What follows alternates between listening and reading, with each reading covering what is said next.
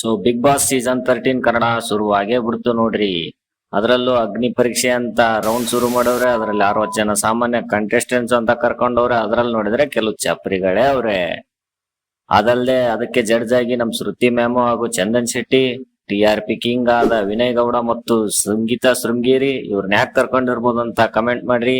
TRP ಅಂದ್ಮೇಲೆ TRP ಗೋಸ್ಕರ ನಮ್ಮ ಕುಡುಂಕು ಮಂಜಾ, ಸಂಗೀತ ಅವರು ನಿಮ್ ಕಡೆ ಇಷ್ಟ ಅಂತ ಹೇಳ್ಬೇಕು. ಯಾಕೆ ನಾ ಇಂಪ್ರೆಸ್ ಮಾಡಕ್ ಬಂದಿಲ್ಲ, ನಾ ಹಿಂಗೆ ಇರೋದು ಹಿಂಗೆ ಹೋಗೋದು ಆಗಲ್ಲ ಅಂದ್ರೆ ಹೋಗ್ತಾ ಇರೋ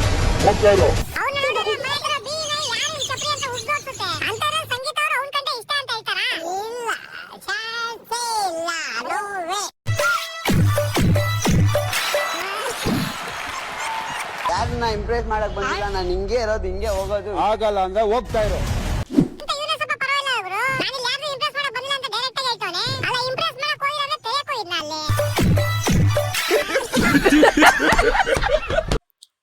ಯಾರನ್ನು ಇಂಪ್ರೆಸ್ ಮಾಡಕ್ ಬಂದಿಲ್ಲ ಅಂತ ಕುಡುಂಕು ಭಾರಿ ಅವಾಜ್ ಆಗ್ತಾ ಇದ್ದ ವಿನಯ್ ಗೌಡ ಅವ್ರನ್ನ ಅಮ್ಕೆ ಬಿಟ್ರು.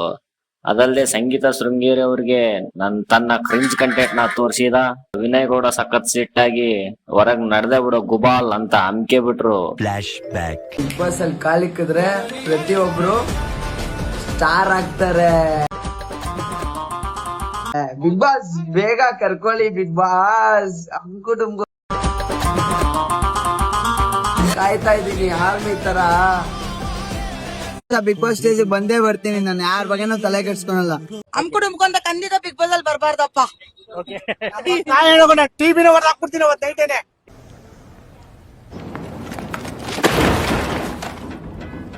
ಯಾಕೆ ಬ್ರೋ?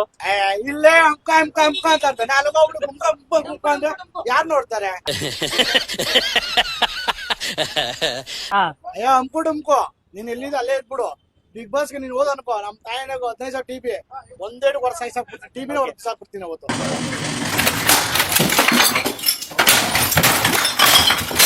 ಏನಪ್ಪಾ ವಿಷಯ ಅಂದ್ರೆ, ನನ್ನ ಯಾರು ಕರ್ನಾಟಕ CM ಆಗ್ಬೋದು ಅಂತ ಕೇಳಿದೆ.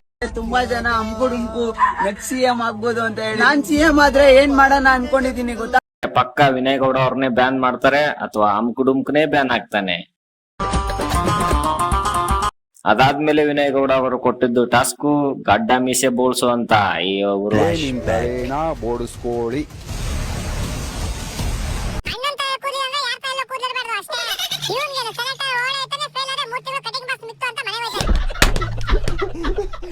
ಅಲ್ಲದೆ ಅವನು ಒಬ್ನು ಗಿನ್ನಿಸ್ ವರ್ಲ್ಡ್ ರೆಕಾರ್ಡ್ ಮಾಡಿದಾನೆ. ಅವಂಗ್ ಅಪ್ರಿಶಿಯೇಟ್ ಮಾಡೋದ್ ಬಿಟ್ಟು ಅವ್ನ್ ಗಿನ್ನಿಸ್ ರೆಕಾರ್ಡ್ ಬುಕ್ನೇ ಸರ್ಟಿಫಿಕೇಟ್ನೇ ಹರಿದಾಕು ಅಂತ ಹೇಳ್ಬಿಟ್ರು ನಮ್ ಸಂಗೀತ ಮೇಡಮ್. ಸೊ ಇದನ್ನೆಲ್ಲ ನೋಡಿದ್ಮೇಲೆ ನಿಮ್ಗೆ ಗೊತ್ತಾಗೇ ಆಗುತ್ತೆ. TRP ಗೋಸ್ಕರ ಜಡ್ಜ್ಗಳಾಯ್ತು, ಸಂಗೀತನ ಆಯ್ತು, ವಿನಯ್ ಆಯ್ತು, ಕಂಟೆಂಟ್ ಸೆನ್ಸ್ ಆಯ್ತು, ಏನ್ ಬೇಕಾದ್ರೂ ಮಾಡಕ್ ರೆಡಿ ಅವ್ರೆ ಅಂತ. ಇದನ್ನ ನೋಡೋಂತ ನಾವುಗಳೇ ಗುಬಾಲ್ಗಳು ಅಂತ ಹೇಳಕ್ ಇಷ್ಟಪಡ್ತೀನಿ.